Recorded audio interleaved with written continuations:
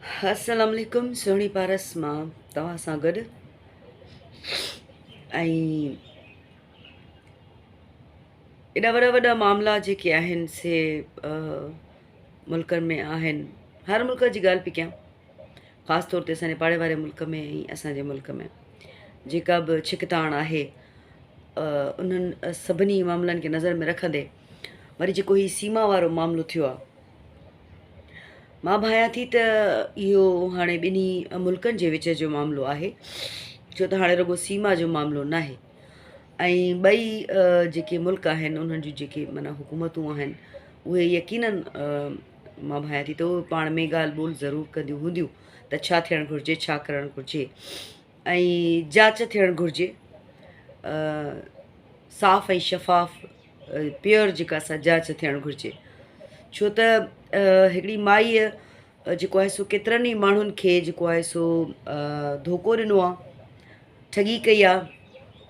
उन में मूंखे न आहे ख़बर त जेके हींअर उन जे दोस्तनि जूं जेके वीडियोज़ अचनि पियूं, पुराणा जेके उन जा दोस्त आहिनि उहे सही आहिनि या ग़लति, मूंखे इहा न आहे ख़बर। न ई मां उन्हनि जे लाइ उन्हनि ते कमेंट कंदसि, छो त मां नथी चई सघां इन हवाले सां। मां छा, केर बि नथो चई सघे त इहा इन जे पोयां वरी छा आहे, नथो चई सघिजे। सो बाक़ी हिकु मुल्क खां ॿिए मुल्क अणसिधीअ रीति हिकिड़ो माण्हू, माई या मर्द जेको उहो वञे थो जंहिं बि ॿिए मुल्क में, ख़ासि तौर ते जिन मुल्कनि में छिकताण आहे पाण में या हालतूं ठीकु न आहिनि, उन्हनि मां कंहिं बि मुल्क मां, कंहिं हिकिड़े मुल्क मां ॿिए मुल्क में माण्हू वञे थो त इहा रियासत जी ज़िमेवारी हूंदी आहे उतां जी त उहा उनजी जांच रखे, उन ते जांच करे, न कि उन्हनि खे जेको आहे सो ज़मानत ते छूट ॾिनी वञे या उन्हनि खे जेको प्यार मोहबत जा नाला ॾिना वञनि ऐं जज़्बाती तौर ते इन्हनि शयुनि खे वरितो वञे। पर हाणे जेको आहे सो सिचुएशन कुझु मटिजी वई आहे। गहरी नज़र आहे सीमा ते हिंदुस्तान पुलिस जी, हिंदुस्तान जी मुख़्तलिफ़ एजेंसियुनि जी, असांजे पाकिस्तान जूं जेके एजेंसीज़ आहिनि उन्हनि जी इन सॼे मामले ते जेको आहे सो गहरी नज़र आहे। ऐं ॻाल्हियूं बि मां भायां थी त हलनि पियूं, ऐं उन्हनि ॻाल्हियुनि में नतीजो छा थो निकिरे इहा बि सभिनी खे ख़बर पवंदी। मां ख़ासि तौर ते मां इन करे ॻाल्हाइण लाइ जो आयसि त मूं सोचियो त मां ज़रूरु ॿिन्ही पासनि, ॿिन्ही मुल्कनि जो जेको आवाम आहे या जेके माण्हू आहिनि उन्हनि जे लाइ मां आयसि त उन्हनि खे मूं इहो चवण पे घुरियो, पाकिस्तान जा माण्हू हुजनि या हिंदुस्तान जा माण्हू हुजनि, आम माण्हू जेके आहिनि उहे पंहिंजनि सोचुनि खे, पंहिंजनि ख़्यालनि खे, पंहिंजी कावड़ुनि खे थोरो संभाले रखनि ऐं रियासतुनि खे पंहिंजो कमु करणु ॾियनि, हुकूमतुनि खे पंहिंजो कमु करणु ॾियनि। ऐं मां नथी भायां त ॿिन्ही मुल्कनि जूं जेके हुकूमतूं आहिनि उहे एतिरियूं के हीणियूं आहिनि या कुझु नथियूं करे सघनि, सो उन्हनि खे करणु ॾिनो वञे ऐं उहे जांच कनि पियूं, पाकिस्तान जी हुकूमत बि ऐं हिंदुस्तान जी हुकूमत बि। ऐं हीउ मामिलो हींअर उन्हनि जो आहे, उन्हनि खे ॾिसणु घुरिजे इन मामले खे। हा, जेको असीं हिक ॿिए सां सोशल मीडिया जे ज़रिए हिक ॿिए खे जेके धमकायूं पिया या धमकियूं ॾियूं पिया, असांजे पाकिस्तान मां, असांजे सिंध मां जेके धाड़ियल आहिनि मुख़्तलिफ़ उहे वीडियोज़ ठाहे जेको आहे धमकियुनि जूं, त जेके सिंध में जेके हिंदू रहंदड़ आहिनि उन्हनि खे जेको आहे सो छीहो रसायो वेंदो, मंदर टोड़िया वेंदा, त बाबा उन्हनि जो कहिड़ो ॾोहो आहे? उन्हनि जो को बि ॾोहो कोन्हे को। सदियुनि खां उहे हिते रहनि पिया ऐं वापारु कनि पिया, पंहिंजो कमु कनि पिया, न ॿिनि में न टिनि में। असां नंढा थी वॾा थिया आहियूं।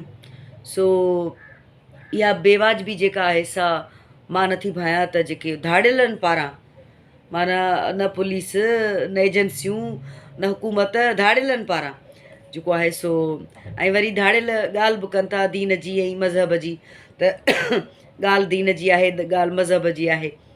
सो मूंखे खिल बि अचे पई, ॾुख बि थिए पियो ऐं कावड़ बि अचे पई, टई कैफ़ियतूं मुंहिंजूं गॾियल तौर ते आहिनि।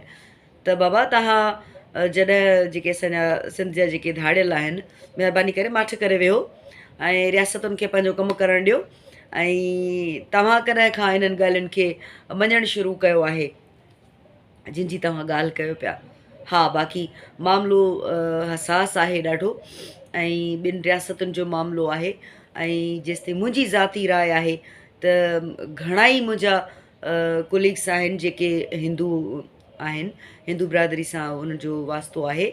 छोकिरियूं मर्द सभई असां गॾु कमु कंदा आहियूं ऐं उन्हनि खे असां नंढपण खां सुञाणूं था, पाड़े में रहिया आहियूं, उथिया वेठा गॾु आहियूं, वॾा नंढा थी वॾा गॾु थिया आहियूं। सो असां उन्हनि खे शुरू खां सुञाणूं था। जेके बि हिते सिंध में हिंदू रहनि था, दीवान रहनि था, पंहिंजे कम सां कमु रखंदा आहिनि, न ॿिनि में हूंदा आहिनि न टिनि में हूंदा आहिनि। सो उन्हनि खे धमकी ॾियणु धाड़ियलनि पारां इहो हिकिड़ो माना छा चइबो आहे त अजीब हिकिड़ो अमल आहे, जेको माना हिकिड़ो तव्हां पंहिंजे कम सां कमु रखो, तव्हांजो कमु जेको आहे न उहो तव्हांखे ख़बर आहे त कहिड़ो आहे, उहो तव्हां उहो ई कयो, ठीकु आहे। छो त सुधरण वारनि मां त केरु आहे ई कोन। सो धाड़ियलनि खे अर्ज़ु आहे त तव्हां थधा थियो ऐं एतिरा जज़्बाती न थियो। ऐं बाक़ी रियासतुनि जो कमु आहे, रियासतूं पंहिंजो कमु कनि पियूं। ऐं उतां जे मेजर जो जेको आहे सो उहो बि मूं बयानु ॿुधो, ॾाढो उन में नफ़रत हुई, हिकारत हुई, कावड़ हुई, सभु कुझु हुयो। ऐं उतां जे ॿिए बि हिकिड़े जेको आहे सो जेको उतां जी एजेंसियुनि जो हिकिड़ो माण्हू, उनजो बि हिकिड़ो बयानु ॿुधण लाइ मिलियो। उन में बि ॾाढी कावड़ हुई, पर पोइ बि आख़िर में हुन इहा ई ॻाल्हि कई त मुंहिंजो अर्ज़ु आहे त रियासतुनि खे पंहिंजो कमु करणु ॾियो। हिक ॿिए खे आम माण्हू, माना मां तव्हांखे वेठी धमकायां कंहिं बि हिंदूअ खे, ऐं उहो हिंदू भाउ या भेण मूंखे वेठा धमकायो, असांजो इन मामले सां को बि वास्तो कोन्हे को। असांजो जेसीं ताईं वास्तो हुयो त उहो हुयो ॿारनि सां, त जेके ॿार आहिनि उहे असांजे मतिलबु असांजा मुस्लमान ॿार आहिनि, जेके 4 ॿार आहिनि। असांजी कावड़, असांजो ॾुख उन्हनि ते आहे। सीमा खे जेका उन्हनि खे इन्वेस्टिगेशन करे सज़ा ॾियणी आहे त उहा उन्हनि खे ॾेई सघनि था। सिक्योरिटी ते सवाल आहिनि, उहे उन्हनि जा जवाब उहे पाण ई पाण खां वठनि। असांजो मुल्क बि सिक्योरिटी जे हवाले सां क्वेश्चन मार्क थिए थो, हुननि जो मुल्क बि सिक्योरिटी जे हवाले सां क्वेश्चन मार्क थिए थो।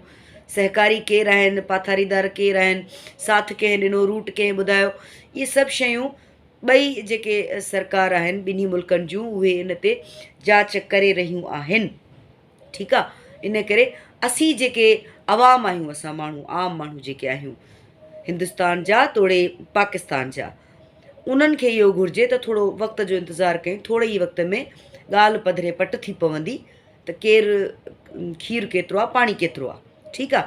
असांखे हिक ॿिए सां नफ़रतुनि करण जो या नफ़रतुनि वारा बयान ॾियण जो मां नथी भायां त हिकिड़ो को इख़लाक़ी को जवाज़ ठहे थो। असांखे थोरो वक़्त जो इंतज़ारु करणु घुरिजे, ऐं वक़्तु हर शइ पधरी कंदो, चिटी कंदो, ख़बर पइजी वेंदी सच छा आहे, कूड़ छा आहे। इहो ई मूंखे चवणो हुयो। ऐं जेको आहे सो मज़हब जे हवाले सां, मज़हब ते जेको आहे सो धाड़ियलनि जा कुझु बयान मूं ॿुधा त हाणे ॻाल्हि मज़हब जी आई आहे ऐं हुन जेको आहे सो धर्म मटायो आहे। त मां उन्हनि खे छा चवां, मां उन्हनि खे कुझु कोन्ह चवंदसि सवाइ इन जे त तव्हां पंहिंजो कमु कयो, माठि करे वियो। ऐं तव्हां जेको आहे सो माण्हुनि खे, मायुनि खे, मुख़्तलिफ़ माण्हुनि खे अगवा करे ऐं जेको आहे सो आवाज़ मटाए, औरताणे आवाज़ में हिरकाए करे उन्हनि खे जेको आहे सो बांदी बणाईंदा आहियो, उन वक़्तु इहे सभु शयूं तव्हांखे छो कोन यादि ईंदियूं आहिनि। ऐं एतिरा दिलेर आहियो त असांजे पंहिंजे मुल्क में जेको आहे सो, ऐं असांजे पंहिंजे सूबे में जेके धारी लोध आई आहे, उन लाइ छो कोन था निकिरो, उन लाइ छो कोन था ॻाल्हायो, या उन्हनि लाइ छो कोन था का वावेला कयो, ठीकु आहे। हाणे ग़ैरत जो मामिलो पासे ते रखो थोरी देरि लाइ, रियासतुनि खे पंहिंजो कमु करणु ॾियो। ॿिन्ही पासनि जूं रियासतूं पंहिंजो कमु करे रहियूं आहिनि, जांच थी रही आहे। जीअं त तव्हां बि सोशल मीडिया ते ॾिसंदा हूंदो त जेको आहे सो हिकिड़ो पूरो काल्हो जेको ॾींहुं आहे, उन में जेको आहे सो सीमा ऐं उहो जेको छोकिरो आहे, जेको ॿारु आहे उहो सचिन, ॿई मीडिया खां गुम आहिनि। ऐं उन्हनि खे जेको आहे सो ज़ाहिर आहे क्वेश्चन मार्क आहे हिंदुस्तान जी सरकार ते बि, ऐं क्वेश्चन मार्क आहे पाकिस्तान जी बि समूरी जेका सिक्योरिटी आहे उन ते बि ॻाल्हियूं हलनि पियूं। पर माना मां हुननि खे अर्ज़ु कंदसि जेके पंहिंजे लेखे बाहि कढी करे, माना उन्हनि खे हिकिड़ो वझ मिलियो आहे हिकिड़ो, उन में तव्हां न वहो, उन बाहि में तव्हां न सड़ो, न तपो, रियासतुनि खे पंहिंजो कमु करणु ॾियो।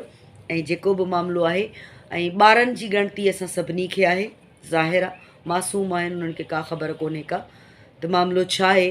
उन्हनि खे मूंखे यादि आहे त हिकिड़े विडियो में सीमा जे जेको पुटु आहे वॾो, उन इहो बि चयो हो त असांजी माउ असांखे सहाफ़ी जे हिंदुस्तान जे हिकिड़े सहाफ़ी जे सवाल ते हुन चयो त हुन चयुसि त तव्हांजी माउ तव्हांखे प्यारी लॻंदी आहे या पीउ? त हुन ॿार ॾे मासूमियत सां जवाबु ॾिनो त अम्मा त असांखे उते बि वक़्तु कोन ॾींदी हुई, रांदि में लॻी पई हूंदी हुई। ठीकु आहे, त हुननि जो बि को ॻाल्हाइणु ॿारनि जो को, हलो माउ खे त ट्रेंड करे सघिजे थो, औरत खे त ट्रेंड करे सघिजे थो जेका सीमा आहे, पर उहो ॿारड़ो जेको आहे सो एॾो माना सुहिणे नमूने सां जेको ॻाल्हाए पियो, सुठे नमूने सां जेको ॻाल्हाए पियो हुन में हिंदी उर्दू में, उहो कीअं पियो ॻाल्हाए। पर असांखे उन्हनि ॿारनि जी ॻणती आहे, छो त असांजे माना असांजे मुल्क जा आहिनि, असांजी धरतीअ जा आहिनि, असांखे उन्हनि जी ॻणती आहे। बाक़ी मामिलो रियासत जो आहे उहो करे रही आहे, ईअं कोन्हे त रियासत माठि आहे।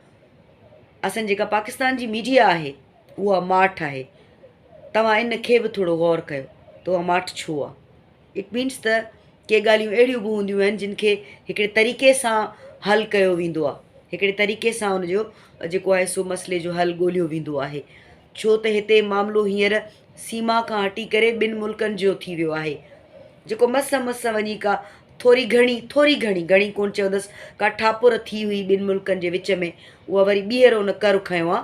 त असां आम माण्हुनि खे, पाकिस्तान जे ऐं हिंदुस्तान जे माण्हुनि खे, असांखे घुरिजे त असां थोरो सब्र खां कमु वठूं ऐं हिक ॿिए सां या हिक ॿिए ते असां आङुर न खणूं, या हिक ॿिए खे असां जेको आहे सो ब्लेम न ॾियूं को बि। तो मैं कहना चाहूँगी कि रियासतों का मामला है, रियासतें उसको देख रही हैं, दोनों मुल्कों की जो हुकूमतें हैं वो उसको देख रही हैं, जांच रही हैं। जब पता चल जाएगा तब सबके बात जो है वो सामने आ जाएगी। तो ऐसा नहीं है कि पाकिस्तान की जो हुकूमत है वो खामोश होकर बैठी हुई है। हाँ, पाकिस्तान की मीडिया इन चीज़ों को हाईलाइट नहीं कर रही, वो इसलिए कि जाहिर सी बात है कुछ चीज़ें इस तरह की भी होती हैं जिनको तरीके से हल किया जाता है।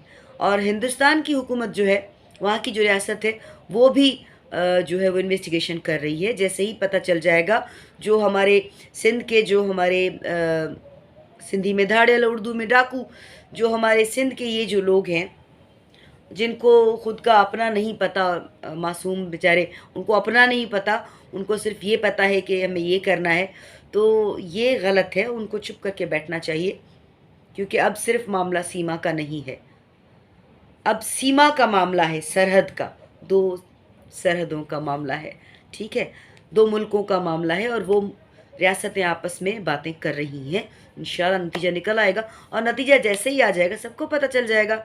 उस बीच में आम आवाम को, वो भारत की आवाम हो या पाकिस्तान की आवाम हो, हम लोगों को चाहिए कि हम एक दूसरे पे जो है वो उल्टी सीधी एक दूसरे से बात ना करें, सोशल मीडिया के ज़रिए गालम गलोच ना करें या इस तरह के अल्फाज ना इस्तेमाल करें एक दूसरे के लिए, क्योंकि हमने सीमा को नहीं भेजा, उन लोगों ने, पूरे मुल्क की, भारत की आवाम ने सीमा को नहीं बुलवाया, पूरे मुल्क पाकिस्तान की आवाम ने सीमा को नहीं भेजा। ठीक है, एक इंडिविजुअल एक उसका कदम था, तो वो उस पर रियासतें काम कर रही हैं। ठीक है, तो इसलिए हम आम लोगों को सब्र और तहम्मुल से काम लेना चाहिए और एक दूसरे पर उंगली नहीं उठानी चाहिए, क्योंकि आवाम जो है पाकिस्तान और हिंदुस्तान की, हम दोनों इसके रेस्पॉन्सिबल नहीं हैं, आवाम ज़िम्मेदार नहीं है इस बात की। हाँ, बच्चों का मामला है, उसकी परेशानी हमें है, वो बड़ा बहुत अहम मसला है कि उनके फ्यूचर का क्या होगा, हमारे मुल्क में हो या भारत में हो, उनका फ्यूचर क्या होगा, क्योंकि वो बच्चे तो कच्ची मिट्टी के घड़े बने हुए होते हैं, कच्ची मिट्टी से गूंदे हुए होते हैं, उनको आप जिस तरह से भी शेप बनाना चाहोगे उनका शेप बन जाएगा। तो हाँ, ये मसला बहुत अहम है, लेकिन यहाँ से, हमारे मुल्क से, हमारे सूबे से, सूबे सिंध से जो कच्चे के जो धाड़ेल हैं, वो जो बयानात धमकियों के और वार्निंग्स के दे रहे हैं कि ये कर देंगे वो कर देंगे, तो मैं उनको एक अर्ज़ करूँगी कि आप प्लीज़ وقت کا انتظار کریں، سب چیزیں پتہ چل جائیں گی، ٹھیک ہے؟ آپ ہمارے ملک کو سوچیں، یہاں پر جو دوسری آبادی کے لوگ آ گئے ہیں، دوسری قوموں کے لوگ جو سندھ پر قابض ہو گئے ہیں، آپ جو ہمارے ڈاکو بھائی ہیں، ڈاکو حضرات ہیں، اور بڑے ہی معتبر ہیں ہمارے ڈاکو حضرات، تو آپ لوگوں کو چاہیے کہ ان کے خلاف آواز اٹھائیں، جو ہمارے بیچ میں آ گئے ہیں اور ہمارے ملک میں، ہمارے صوبے پہ جو ہے وہ قابض ہونے کی کوشش کر رہے ہیں، ٹھیک ہے؟ سیما کا جو معاملہ ہے وہ اب سیما تک نہیں رہا، ریاستیں دیکھ رہی ہیں، ایجنسیز دیکھ رہی ہیں، دونوں طرف کی، دونوں ملکوں کی، ٹھیک ہے؟ تو مہربانی کر کے آپ جو ڈاکو حضرات ہیں ٹھنڈے ہو جائیں، اور یہ دھمکیوں کے میسیج دینا دوسرے ملک کو، کیونکہ ان کا تو قصور ہے نہیں، ظاہر سی بات ہے، عوام کا کیا قصور ہوا؟ اگر میں کوئی ایسا قدم اٹھاتی ہوں تو میرے پورے خاندان کا کیا قصور ہوا؟ میرے پورے ملک کا کیا قصور ہوا؟ ٹھیک ہے، مجھے سزا ملنی چاہیے۔ تو میرے خیال میں جو ہمارے ڈاکو حضرات ہیں بڑے سمجھدار ہیں، بڑے بڑے ہتھیار ہیں ان کے پاس، بڑے بڑے عقل والے ہیں، تو وہ سمجھ سکتے ہیں کہ آپ لوگ یہ جو ہمارے سندھ میں جو ہندو بستے ہیں، صدیوں سے ہمارے ساتھ ہیں، وہ ہم اتنے سے ہو کر بڑے اتنے ہو گئے ہیں، تو ہم نے ان کو ہمیشہ امن پسند دیکھا ہے، پیار محبت سے دیکھا ہے، اور سیما وہاں جا کر جو کچھ بھی بول رہی ہے تو اس پہ بھی غصہ آ رہا ہے، بہت زیادہ غصہ آ رہا ہے کہ یہاں پر تہوار نہیں منائے جاتے، یہاں پر بالکل ہولیاں منائی جاتی ہیں، ہم جاتے ہیں، ہم کوریج کرتے ہیں، یہاں پر دیوالی منائی جاتی ہے، ہم اس کی کوریج کرتے ہیں، اور یہاں پر ساری رسومات جو ہندوؤں کی ہوتی ہیں وہ منائی جاتی ہیں، اور ہمارے ہاں جو ہندو برادری رہتی ہے وہ بہت ہی پیار محبت سے رہتی ہے، اور امن پسند لوگ ہیں وہ، اور وہ اپنے کام سے کام رکھتے ہیں۔ تو جو بھی ہمارے ڈاکو ہے، دھاڑل ہمارے، ان کو چاہیے کہ ذرا تھوڑا صبر کر لیں، ریاستوں کو اپنا کام کرنے دیں، اور اگر وہ ان کی طرف سے، ریاستوں کی طرف سے، نہ ہندوستان کی نہ پاکستان کی، دونوں ریاستوں کی طرف سے کوئی بھی اہم بیان نہیں آیا، اس کا مطلب کہ باتیں چل رہی ہیں، ٹھیک ہے؟ اب وہ ضروری نہیں کہ آپ کو اور مجھے بتائی جائے، سمجھ آ گئی ہوگی میرے خیال میں بات۔ صبر سے کام لیں، بات ایک دو دن میں کھل کے سامنے آ جائے گی۔